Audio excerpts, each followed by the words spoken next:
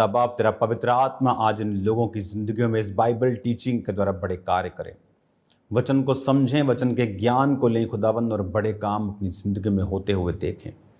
तेरा पवित्र आत्मा अपने वचनों की समझ के द्वारा इनके लेवल को बढ़ाए, ये आगे बढ़ें खुदावंद, हैरान करें लोगों को खुदावंद अपनी ब्लेसिंग से, अपने कार्यों से खुदावंद, खुदा जो तूने इसीलिए इनको चुना है। मैं तेरे नाम में इन्हें आशीषित घोषित करता हूँ, इनकी चंगियाई की घोषणा करता हूँ, हीलिंग की घोषणा करता हूँ, डिलीवरेंस की घोषणा करता हूँ खुदावंद। जितने इस वचन को आज सुने तेरे नाम में चंगे हों, आजाद हों और बरकत को पाएं, प्रभु यीशु मसीह के सामर्थी नाम में हम मांगते हैं, आमीन आमीन। God bless you all. खुदावंद का रूह आपको ब्लेस करे। आप सेम नहीं हैं, प्रभु यीशु मसीह के सामर्थी नाम में आपकी लाइफ सेम नहीं है। और कॉन्ग्रेचुलेशन इस डेली बाइबल टीचिंग के लिए। आप रोज़ खुदावंद के वचन को सुन रहे हैं, आप खुदावंद के लिए समय को निकाल रहे हैं, अपनी लाइफ को आप बिल्ड कर रहे हैं। याद रखिए, जब भी आप वचन को पढ़ते हैं, जब भी आप वचन को सुनते हैं, आप अपने आप को देख रहे हैं, आप अपने आप को परख रहे हैं। आप रियल यू जो आप हैं, आप वो बन रहे हैं, क्योंकि वचन के ज़रिए से आपको मालूम होता है। बाइबल कहती है एक प्रतिबिंब, ये एक मिरर की तरह काम करता है। आप मेकअप किसके सामने करते हैं? मिरर के सामने। बाल किसके सामने कटवाते हैं? मिरर के सामने। क्यों? क्योंकि आपको पता चलता है कहाँ कितना क्या करना है। आप बिना मिरर के, बिना शीशे के आप नहीं कर सकते ये चीज़ें। बाइबल कहती है हमें नहीं मालूम कि कौन कौन सी धूल, कौन कौन सी त्रुटियां हमारे जीवन में हैं, लेकिन जब हम इस वचन को पढ़ते हैं तो ये शीशे की तरह काम करता है। ये हमें बताता है कहाँ क्या कमी है और किस तरह किस चीज़ को कैसे करना है। हालेलुया। और जब हम वचन को पढ़ते हैं, हम अपनी कमियों को दूर करते हैं। जब हम वर्ड को पढ़ते हैं, हमें मालूम होता है और हम अपनी कमियों को दूर करते हुए आगे बढ़ते हैं। आज खुदावंद का रूह आपको छू रहा है राइट नाउ, आपको आज़ाद कर रहा है राइट नाउ। खास सोल्स को मैं देख रहा हूं जिन्हें खुदावंद आने वाले समय में बहुत इस्तेमाल करेगा। आज मैं आपको देख रहा हूं टीवी के सामने बैठे और खुदावंद आपसे बात कर रहा है। वो आपको पंजाब का विज़न देगा, वो आपको छत्तीसगढ़ का विज़न देगा, वो आपको इस्तेमाल करेगा दुनिया के कोने कोने में। मेरे भाई, मैं खुदावंद के नाम में आपको तैयार होता हुआ देख रहा हूँ। किसी भी सामर्थी व्यक्ति का विरोध मत करना, अपना काम करते रहना। और खुदावंद तुम्हें उठाने जा रहा। तुम्हें कोई नहीं जानता, तुमने अभी सेवकाई भी शुरू नहीं की, लेकिन खुदा तुम्हारे साथ है। वो तुम्हारे दिल में एक आग पैदा कर रहा है। और मैं परमेश्वर की सहायता से आने वाले समय में तुझे देख रहा हूँ। तेरा रंग साफ है, क्लीन शेव है, कुर्ता पजामा डाला है। खुदावंद तुझे ब्लेस कर रहा है, अपनी सामर्थ के साथ भर रहा है और तुझे यूज़ करने के लिए वो तैयार है। मैं देख रहा हूँ खुदावंद का आत्मा तुझे छोड़ेगा नहीं, तुझे इस्तेमाल करेगा। मैं तुझे जानता नहीं, तू मुझसे कभी मिला नहीं, तू मुझे जानता नहीं। तू शायद मुझे जानता होगा, लेकिन तेरा इस मिनिस्ट्री के साथ कुछ भी लिंक नहीं, लेकिन खुदावंद तुझे ब्लेस कर रहा है। मैं देख रहा हूँ, तुझे बढ़ा रहा है। वो तेरी सोच, तेरा जो विज़न दर्शन है वो अलग है, अलग किस्म का है। खुदावंद तुझे बढ़ा रहा है, वो तेरी सोच पर ब्लेसिंग दे रहा है। वो तैयार है तुझे ऊंचा करने के लिए। आगे बढ़ना, स्टेप लेना, कदम उठाने पर कभी डरना मत डरना। खुदावंद तुम्हारे साथ है। हालेलुया। खुदावंद आपके साथ है, सब लोगों के साथ। इसीलिए आज जब आप स्पेशल बाइबल टीचिंग को सुन रहे हैं, एक्सपेक्ट कीजिए आज खुदावंद का रूह आपसे बात करे और आपको छुड़ाए। हालेलुया। और जब आप मिरर को देखते हैं तो आप कमियों को दूर करते हैं। कहाँ कितना, कौन सा, क्या मेकअप करना है आपको मालूम होता है। तो वचन जब हम पढ़ते हैं, हमारे जीवन में सेम ऐसी चीज़ें होती हैं। फिर से गिनती 9 उसकी 15 से लेकर 23 आयत तक हम फिर से इसे पढ़ेंगे और कंटिन्यू करेंगे कल के वर्ड को।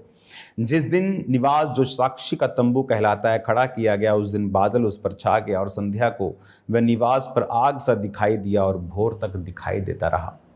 ये उस समय की बात है जब परमेश्वर के जो 12 गोत्र थे वो तंबू के आसपास 3-3 करके रहते थे और लेवी उनके साथ होते थे। जब बाइबल कहती है वो तंबू खड़ा किया गया प्रभु का भवन, तो बादल उस पे आया और जब वो बादल चलता था तो वो सारे इजरायली और लेवी उनके साथ चलते थे। जहां वो बादल प्रभु की महिमा का ठहरता था, वहां पर वो फिर से डेरे डालकर प्रस्थान करते थे। कभी कभी बादल शाम तक रहता था, कभी कभी 2 दिन, कभी वर्ष, कभी महीना। तो जब जब जितना जितने टाइम तक वो बादल रहता था, तब तक इजरायली वहां पर रहते थे। आपको असंभव काम करने के लिए, उस मकसद को पूरा करने के लिए जिसके तहत आप बुलाए गए, चुने गए हैं, आपको खुदावंद की प्रेजेंस को फॉलो करना बहुत जरूरी है। अगर आप परमेश्वर की प्रेजेंस में नहीं रहेंगे, अगर आप अपने आप को नहीं सेकेंगे खुदा की प्रेजेंस में, आग सेकना होता है ना, आप अगर खुदा की प्रेजेंस से अपने आप को सेकेंगे नहीं, और अगर आप खुदावंद की प्रेजेंस में नहीं रहेंगे, वो आपके अंदर से वो चीजों को और वो कॉलिंग और वो बुलाहट को प्रैक्टिकली निकाल नहीं पाएगा आपकी लाइफ से। इसलिए ये जरूरी है कि आप खुदावंद की जो हजूरी है, खुदावंद की जो प्रेजेंस है, उसमें रहें, उसमें बने रहना सीखें, ताकि इजराइलियों की तरह जो परमेश्वर उनको कनान देश में लेके जा रहा था, जहां दूध और शहद की नदियां बहती हैं। क्या है दूध? एक एंड प्रोडक्ट गाय का। आप उसको लेके आते हो, पैसा खर्चते हो, साफ सफाई रखते हो, खिलाते हो, फिर वो क्या देती है? दूध। आप दूध निकालते हैं उसका। हाँ, उस दूध से आप जो मर्जी बनाओ, वो आपका प्लान है। लेकिन गाय से आप एंड प्रोडक्ट क्या निकाल सकते? गाय से सीधा आप देसी घी नहीं निकाल सकते, दूध ही निकाल सकते। उसके बाद आपको क्या बनाना है ये आप देखो। लेकिन शहद क्या है? मक्खियों का वो एंड प्रोडक्ट। उस शहद को आप मेडिसिन में यूज करो, आप कुछ भी करो, लेकिन उनका एंड प्रोडक्ट क्या है? शहद। तो परमेश्वर ने कहा मैं तुम्हें एंड प्रोडक्ट्स दूंगा। दूध और शहद की नदियों का मतलब कि मैं तुम्हें बेस्ट दूंगा, जहां पर तुम्हें थोड़ा काम और ज्यादा ब्लेसिंग मिलेगी, थोड़ी मेहनत और ह्यूज बरकत मिलेगी। लोगों को लगता है बहुत बड़ी मिनिस्ट्री, बहुत बड़ी स्ट्रेस। ये झूठ है। बहुत बड़ी मिनिस्ट्री बहुत बड़ी स्ट्रेस नहीं है। अपने से 100 गुना छोटी मिनिस्ट्रीज को हमने ज्यादा स्ट्रेसफुल देखा है। दिन आते हैं विरोध के, लेकिन परमेश्वर की शांति आपके साथ है। जब घर पर बिन बुलाए मेहमान आते हैं तो आप हंसते हैं। हालेलुया। वो हैरान होता है कि परमेश्वर की ऐसी शांति और ऐसी दलेरी आप लोगों के अंदर है, क्योंकि हम परमेश्वर के बादल के नीचे हैं। बादल चला, 12 गोत्रों के 20-25 लाख लोग, लेवी भी पूरा सामान उठाते थे, राशन, बर्तन, बच्चे, उनकी चीजें, कपड़े, जूते, तंबू, सब तरह के राशन, सब तरह की अचार, सब तरह के घर में जितनी चीजें होती हैं, सब बड़े, सब बुजुर्ग, सब जानवर, सब चल रहे हैं। इमेजिन, परमेश्वर ने इतना मुश्किल क्यों रखा? ऐसा क्यों नहीं कि एक जगह आ गया परमेश्वर, मतलब 6 महीने भी वही तुम यहीं रहोगे। तो उनको तसल्ली है कि 6 महीने तंबू अब सेट कर रहे हैं तो 6 महीने कम से कम। लेकिन लिखा शाम के टाइम, कई बार भोर के टाइम। आपको कई बार परमेश्वर भोर को बोलता है। मैं पढ़ता हूं उस वचन को।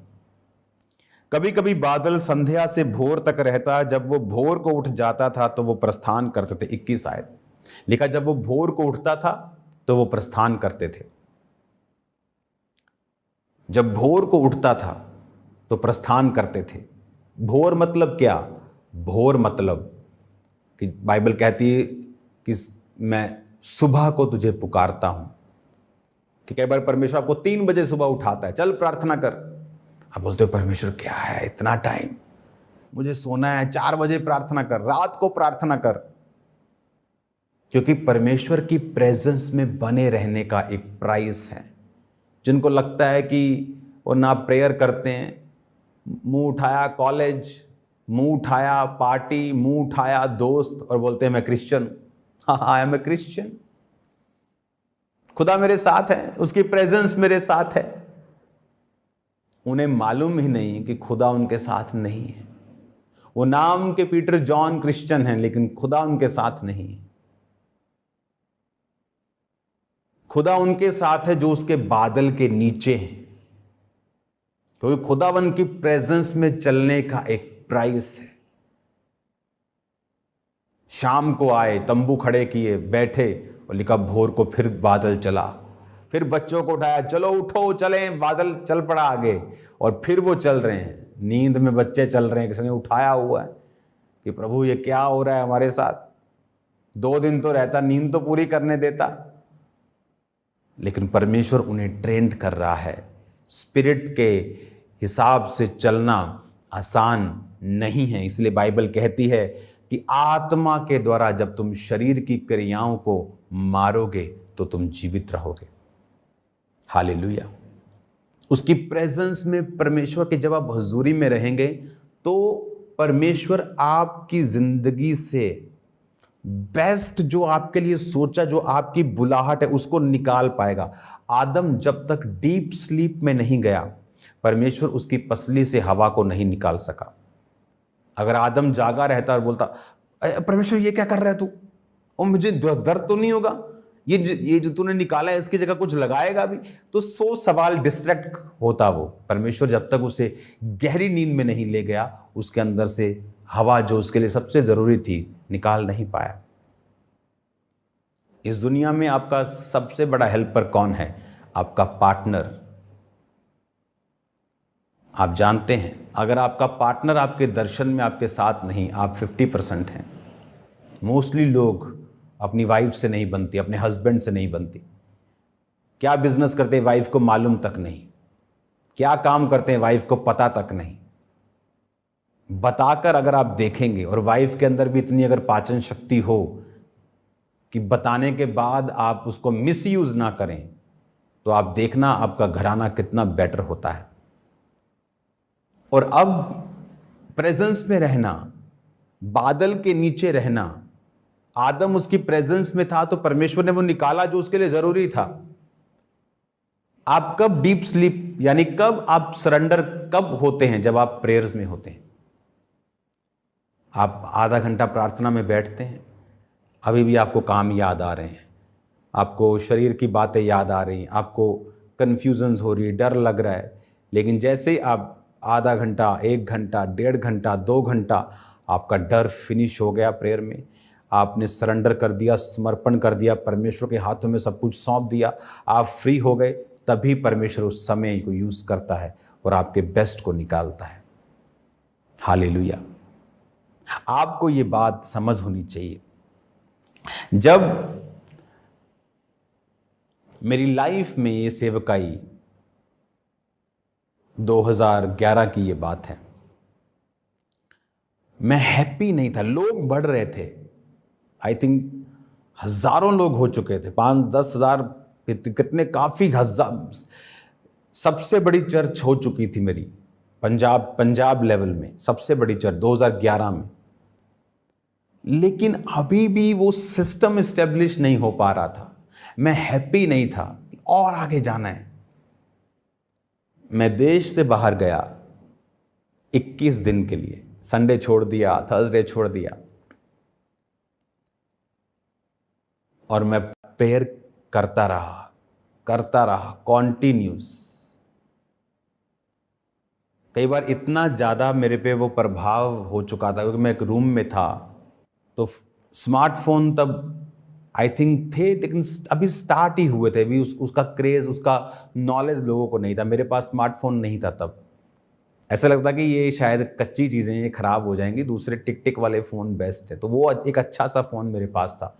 कोई फेसबुक नहीं चलती, कोई इंटरनेट नहीं होता था। तो कई बार मैं दोपहर को जब उठता था, मुझे ये मालूम नहीं होता था कि दोपहर हो गई है कि रात हो गई है कि शाम है। इतना ज़्यादा प्रेयर। और 21 दिन के बाद, उसकी प्रेजेंस में रहने के बाद, जब मैं वापस आया इंडिया, मेरी सारी सेवकाई चेंज हो गई थी। सारे ऑफिस के सिस्टम मैंने बदल दिए आकर। पहले बदलना चाहता था लेकिन हो नहीं पा रहा था, क्योंकि जब आप परमेश्वर की प्रेजेंस में रहते हैं, आप उसकी हजूरी में रहते हैं, वो निकाल पाता है बेस्ट को, जो आप भी चाहते हैं और कर नहीं पाते, और दूसरा जो परमेश्वर ने आपके लिए सोचा हुआ है। हालेलुया। जब खामरा चर्च, आई थिंक ये 2013 या 14 या इस टाइम की ये बात है, और मैं प्रभु से मांग रहा था, परमेश्वर मुझे अगुवाई करो, मैं कैसे चर्च को लेके जाऊं। कुछ भी मैं ऐसा करना नहीं चाहता किसी की कॉपी करके कि वो लाइव हो रहा है, चलो लाइव हो जाओ, ओ व्यूवर्स बढ़ गए, चलो चलो हम भी लाइव होते। मैं खुदा से कुछ ऐसा नहीं करना चाहता था। तो मैं मांगता था, रोज कंफ्यूजन्स रहती थी कि क्या करना है, कैसे करना है, लेकिन प्रेयर्स। और एक दिन शाम को मैं सोचता हूँ मुझे प्रेयर में जाना है, लेकिन मुझे दूर जाना है, शहर से बाहर जाके। हिमाचल की तरफ मैं चल पड़ा और एक जगह जाके रुके, नीचे बड़ी खड्ड थी। तो मैं अपने ड्राइवर को बोला, रोक यहाँ पे। अपने साथियों को बोला कि तुम रुको। वो कुछ देर नज़दीक तक मेरे साथ दिए। उसके बाद मैंने कहा तुम यहाँ रुको, मुझे और आगे जाना है। वो जो खड्डें होती हैं डीप, और डीप अंदर, तो मैं अंदर चला गया जहाँ जानवर वगैरह होते हैं। वो उस जगह पे मिट्टी थी और झाड़ियाँ और ये सब पौधे पौधे सब थे। तो मैं जब नीचे गया खड्ड में, तो वहाँ पर एक पीसफुल जगह मैंने देखी, और मैं वहाँ बैठ गया प्रेयर करने के लिए। प्रभु मेरी अगुवाई कर, मेरी अगुवाई कर, मेरी अगुवाई कर। उसकी प्रेजेंस को सोखा मैंने, और मैं क्या विज़न देखता हूँ कि परमेश्वर मुझे दिखाता है उस टाइम कि मैं एक जगह प्रीच कर रहा हूँ और लोग स्क्रीन्स पर मुझे देख रहे हैं। और तब मैंने लोगों को बोला था कि जो विज़न मैं देखता था, मैं उनको बताता था कि मैं ऐसे बैठा हूँ और लोग स्क्रीन्स पर देखेंगे मुझे। और आज वो चर्चेस स्क्रीन्स पर देखती हैं, और जो लोगों को लगता था कि पास्टर नहीं है तो गलत है, वहाँ पास्टर्स हैं, वहाँ लोग हैं, सब सिस्टम बने हुए हैं। लेकिन अगर आप पौलुस जिंदा होता तो वो स्क्रीन पे होता। इमेजिन करो, एक पत्री लिख रहा है वो, और वो जा रही है।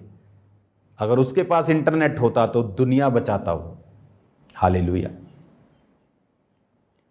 तो तब परमेश्वर ने मुझे विजन दिया। जब मैं ऊपर आया तो सड़क पर फिर मुझे एक विश्वासी मिल गया। मैंने कहा ये लो, यहाँ भी ये लोग पीछा नहीं छोड़ते हैं। हालेलुया। मजाक में मैंने कहा तो उसने मुझे पहचान लिया कि अच्छा आप यहाँ पे क्या कर रहे हैं। मैंने कहा मैं प्रेयर करने के लिए आया था, लेकिन यहाँ पर भी तुम लोग हो, जंगलों में भी। तो ऊपर जाके वो मुझे मिला जब मैं वापस रोड की साइड पे गया। तो ऐसी मेरी लाइफ में परिवर्तन हुए जब मैं बादल के नीचे रहा हूँ। आप बादल के नीचे नहीं हैं, आप क्रिश्चियन हैं, आप ब्लेस भी हो रहे हैं, आप खा रहे हैं, पी रहे हैं, खुदाबंद आपके साथ है। ये भी एक लाइफ है, लेकिन ये भी एक लाइफ है कि खुदाबंद की प्रेजेंस से उन चीज़ों को निकालना जो खुदा ने आपके लिए रखी हुई हैं। तो 22 आयत में लिखा, जब बादल चाहे 2 दिन, चाहे 1 महीना, चाहे वर्ष भर जब तक निवास पर ठहरा रहता, इजरायली अपने डेरों में रहते, प्रस्थान नहीं करते। जब वो उठ जाता तो वो प्रस्थान करते थे। यानी प्रेजेंस के साथ चलना, खुदाबंद की हुजूरी के साथ चलना आपको ब्लेस करता है। अगर आप उसकी प्रेजेंस के साथ नहीं चलते, आप ब्लेस नहीं होते। आपको खुदाबंद की प्रेजेंस को साथ लेकर चलना है और आप ब्लेस्ड होंगे। God bless you all.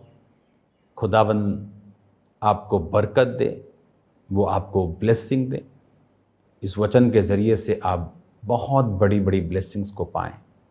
और ये वचन सिर्फ अभी के लिए नहीं, मैं आपको बता रहा हूँ होली स्पिरिट की अगुवाई से, ये सालों साल लोगों की ब्लेसिंग्स का कारण होगा। लोग इसे सुनेंगे और आशीषित होंगे और समझेंगे परमेश्वर की योजनाओं को।